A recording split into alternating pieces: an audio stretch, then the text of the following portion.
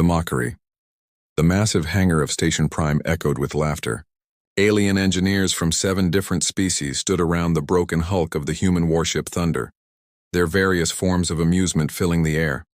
Some clicked their mandibles, others rumbled deep in their throats, and a few whistled through their breathing tubes. "Look at this primitive design," said Vox, the lead engineer from the Crawl Empire. His forearms gestured at the damaged vessel. "Humans still use metal alloys. We abandoned such materials 3 centuries ago." Tom Walker, the only human engineer on the station, stood quietly beside his ship. His weathered hands ran along the scorched hull of the Thunder. The warship had limped into the station after a devastating ambush by pirates. Half its systems were dead. The main engine core was cracked, and most aliens considered it scrap metal. "Just sell it for parts, human," said Zara, a serpentine engineer whose species prided themselves on their advanced bioships. "Your kind should stick to cargo haulers, not war beasts." Tom's jaw tightened, but he remained silent. He had learned long ago that actions spoke louder than words in this part of the galaxy. The other engineers continued their inspection, pointing out every flaw, every outdated system, every sign of human inferiority. "The power distribution is laughable," commented Rex, whose crystalline body sparkled under the hangar lights. "No wonder humans lose so many battles. Their ships can barely maintain combat readiness for 10 minutes. 10 minutes? Laughed Vox. "That's generous. I've seen their ships fail after 5. The group moved on to examine other vessels, leaving Tom alone with his broken ship. He pulled out his tablet and began making notes. Where they saw obsolete technology, he saw potential. Where they saw weakness, he saw flexibility. The Thunder was more than just metal and circuits to Tom. It represented human engineering philosophy, not the most advanced, but adaptable, reliable, and capable of surprising performance when pushed to the limit. The ship's frame was bent but not broken. Its core was cracked but not shattered. Tom spent the next hours cataloging every damage point, every system failure, every component that needed replacement or repair. The other engineers occasionally passed by, shaking their heads or making snide comments about the stubborn human who wouldn't accept defeat. "You know the station rules," Vox called out during one pass. "You have 7 days to fix it, or it gets moved to the scrapyard. Save yourself the embarrassment, Walker." Tom looked up from his work. 7 days is plenty." This caused another round of laughter. Fox's translator struggled to convey the full extent of his amusement. "You humans, always so optimistic even when facing the impossible." As night cycle began on the station, the hangar grew quiet. Tom was alone with the Thunder, surrounded by tools and spare parts he had been collecting for months. He had traded favors, sold personal items, and even taken extra shifts to gather what he needed. He climbed into the ship's broken cockpit and activated what remained of the internal systems. The screens flickered to life, showing cascading error messages. But hidden among the failures, Tom saw something the others had missed. The ship's learning core was intact. The Thunder wasn't just a warship. It was equipped with an adaptive AI that learned from every battle, every maneuver, every system failure. It had been collecting data, analyzing patterns, waiting for someone to give it the chance to evolve. "All right, old friend," Tom whispered to the ship. "They think we're finished. They think human engineering is a joke. But they don't understand what we do best." He pulled up his sleeve, revealing scars from years of working with dangerous machinery. Each mark told a story of risk, determination, and the human refusal to give up. The alien engineers had their advanced technology, their superior materials, their centuries of refinement. But they had forgotten something crucial. Humans had something more powerful than any technology: the ability to improvise, to push beyond limits, and to find victory in the most hopeless situations. Tom began his work knowing that in 7 days the Thunder would fly again, and when it did, it would be more than just repaired, it would be reborn. The Resurrection Day 3 arrived with Tom still working inside the Thunder. He hadn't left the hangar for more than food and necessary breaks. Dark circles rimmed his eyes, but his movements remained precise and purposeful. The alien engineers occasionally stopped by to observe his progress or lack thereof from their perspective. "He's welding scrap metal to scrap metal," Zara hissed to her companion. "Does he truly believe that will restore functionality?" What they couldn't see was the method behind Tom's apparent madness. Every piece of scrap he welded was carefully chosen from defeated pirate vessels. These weren't random parts. They were components that had survived multiple battles, tested by fire and proven resilient. Tom had discovered something remarkable in the Thunder's data core. The ship had been learning not just from its own battles, but from every enemy it had faced. It had cataloged weak points, analyzed attack patterns, and developed countermeasures that had never been implemented due to hardware limitations. On day 4, Tom made a decision that caused even more mockery. He began removing some of the ship's most advanced human systems, replacing them with older, simpler technology. He's going backwards. Rex's crystalline form vibrated with what passed for laughter among his kind. Instead of upgrading, the human is downgrading. Vox shook his head with all 4 arms crossed. I almost feel sorry for him. The pressure of failure has clearly affected his mind.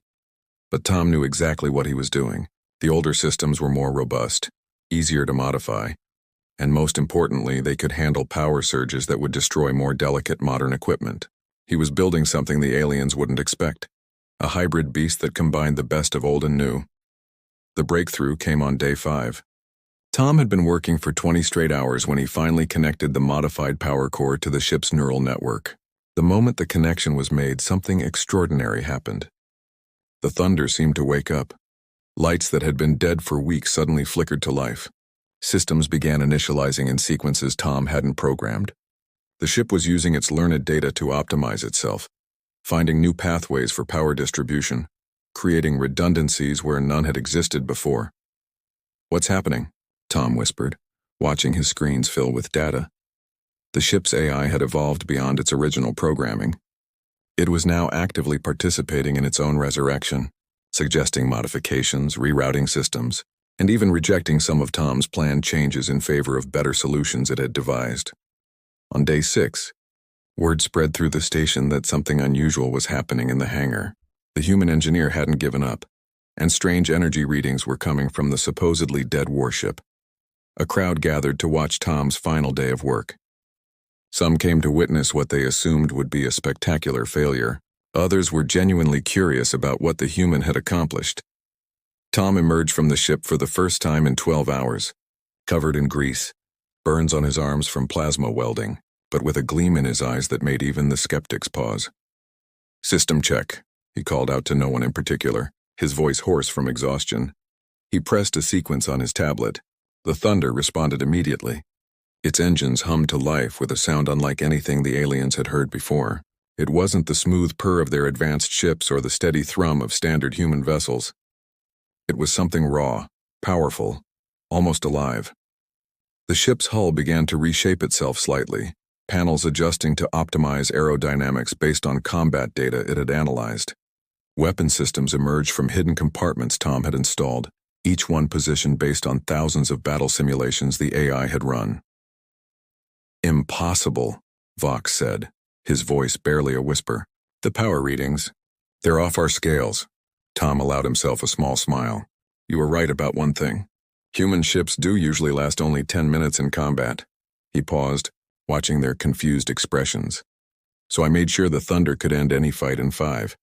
The ship's weapons systems activated in a display sequence, each one charging and discharging in perfect harmony. The energy discharge was so precise, so controlled, that it created a light show resembling a predator flexing its muscles. But Tom wasn't done. He had one more surprise, something he had been saving for day 7. The real test would come tomorrow, and when it did, every engineer on Station Prime would learn why humans had survived and thrived in a galaxy that had counted them out from the very beginning. The countdown to day 7 had begun. The flight day 7 dawned with the entire station watching. Word had spread beyond the engineering decks that the human was attempting something unprecedented. Even merchants, pilots, and station security had gathered in the main hangar to witness what would happen. Vox stood at the front of the crowd, his forearms crossed in skepticism, despite what he had seen yesterday. Power displays are one thing, he announced loudly. But can this patchwork beast actually fly? Can it fight? As if in response, the hangar alarms suddenly blared. Red lights flashed as an emergency transmission came through the station's communications. Alert. Pirate fleet detected approaching Station Prime. 3 heavy raiders, multiple fighter escorts, all combat-capable vessels prepare for defense. The crowd's attention shifted from mockery to panic.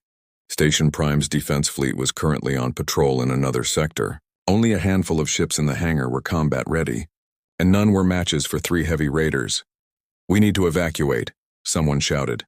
"There's no time," the station commander's voice crackled over the intercom. "All ships capable of fighting launch immediately. Everyone else prepare for possible boarding." The alien engineers rushed to their vessels, but Tom remained calm beside the Thunder. He turned to address the crowd, his voice cutting through the chaos. "The Thunder will launch in 60 seconds.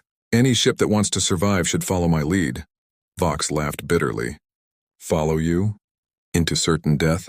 Your rebuilt scrap heap against 3 raiders?" 50 seconds, Tom said, climbing into the cockpit. "Your choice." As Tom initiated the launch sequence, something unexpected happened. The Thunder began broadcasting data to every ship in the hangar. Tactical analysis, weak points in raider formations, optimal attack patterns, information the ship had compiled from dozens of encounters. Zara's bioship received the data first. "These patterns, they're brilliant. How does your ship know this?" 40 seconds, Tom replied, his hands dancing over controls. The Thunder learned from every defeat, every victory. It knows how pirates think. More ships began accepting the data link. Rex's crystalline vessel harmonized with the Thunder's frequency, creating a spontaneous battle network. Other ships joined, even those whose pilots had mocked Tom days before. 30 seconds. "Anyone coming?" The hangar doors opened, revealing the approaching pirate fleet. The raiders were massive, bristling with weapons, accompanied by 24 fighters. It should have been a massacre. 20 seconds, Tom activated the Thunder's new core. The ship didn't just power up, it transformed. Panels shifted, revealing weapon systems no one had noticed. The hull itself seemed to ripple with energy, but most impressively it began coordinating with every connected ship, turning individual vessels into a unified force. 10 seconds. "Remember, we end this in 5 minutes. The Thunder launched first, accelerating at speeds that shouldn't have been possible for its mass. Tom had removed weight everywhere it wasn't needed, replaced heavy armor with reactive energy shields, and modified the engines to burn hotter than any safety protocol would allow. The pirates, expecting easy prey, were unprepared for what emerged from Station Prime. The Thunder led a formation of 17 ships, each moving in perfect synchronization. The human vessel's AI was simultaneously controlling its own systems while coordinating the entire fleet. The first raider fired. The Thunder didn't dodge. It accelerated toward the blast using a maneuver Tom had learned from studying pirate attacks. The ship's modified shields absorbed the energy, redirected it through improvised capacitors, and fired it back with triple the force. The raider's shields collapsed instantly. "Impossible," Vox shouted over the comm, his ship following Tom's transmitted attack pattern. "No ship can redirect energy like that." "Human engineering," Tom replied, targeting the second raider. "We don't build the best. We build what works." The battle lasted 4 minutes and 37 seconds. The Thunder took hit after hit, but each impact only seemed to make it fight harder. The ship's AI adapted in real time, learning from every attack, sharing countermeasures with the fleet instantly.